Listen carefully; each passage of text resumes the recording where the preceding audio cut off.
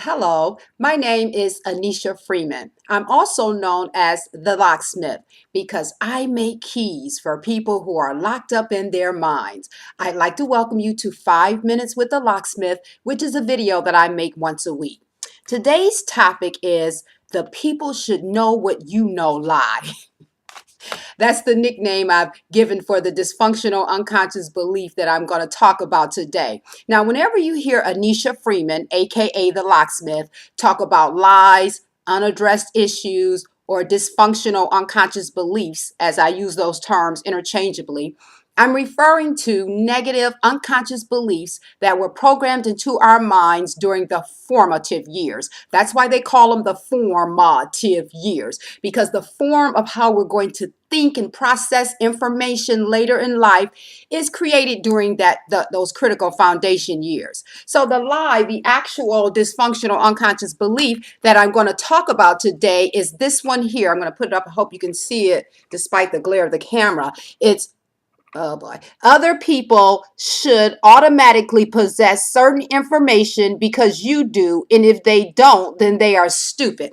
Now, remember, we're talking about a dysfunctional unconscious belief, and they're usually totally antithetical to what we know, believe, and articulate. That's the power of these unaddressed issues. That's why they stay unaddressed for so long, is because of their unknown property. Now, this lie is particularly troublesome in the fact that some people who are afflicted by it, they are actually in positions where they are supposed to be teaching people. Now, a parent can have this dysfunctional unconscious belief, and they treat their children as if they should automatically possess certain information that they didn't teach them, they didn't, provide for them. But it becomes extremely problematic when, say, you have a professor who's afflicted by this lie. Now, I have 4 degrees, 2 master's degrees, and I've had some awesome professors.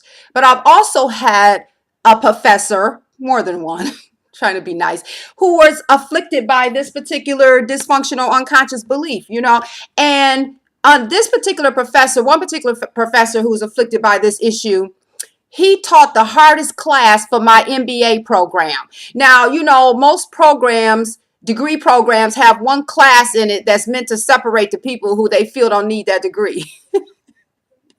This class was so hard that they had a petition going around to try to have it evaluated. Students were asking me, "Do you want to sign the petition? We're going to the dean because the requirements for this class is inhuman. It's unrealistic."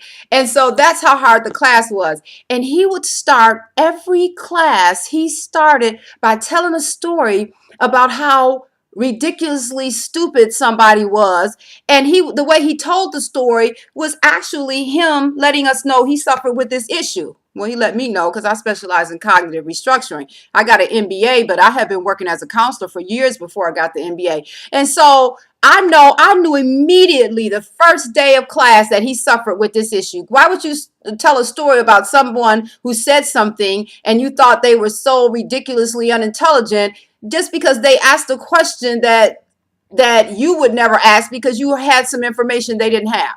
So here you have a classroom full of students who's now intimidated about asking him a question. I wasn't. Oh no, I graduated summa cum laude 4 times. See, my issue that I was working on back then hadn't been addressed. My issue trumped his issue. See, I suffer with this issue. You have to do everything perfectly. So I need an A in your class, sir. So you rolling your eyes and talking to me in a condescending vocal tone because I asked a question was not going to stop me. First of all, I was aware of your unaddressed issue. I didn't share it with them. I didn't think it would be appropriate. Plus, I was trying to get my A, and I didn't want to make him angry.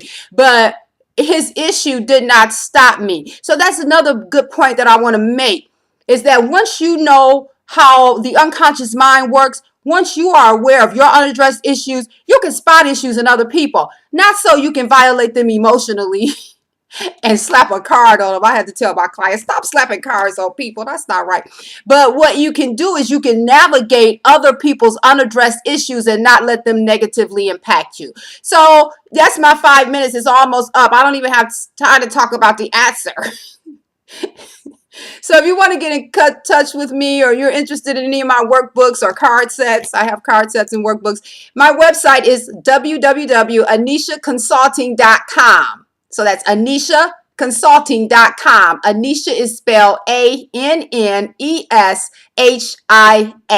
AnnesiaConsulting.com. The name of my company is Anneshia Freeman and Associates Consulting Services. We address cause and effect simultaneously. I'll talk to you next week. Bye-bye.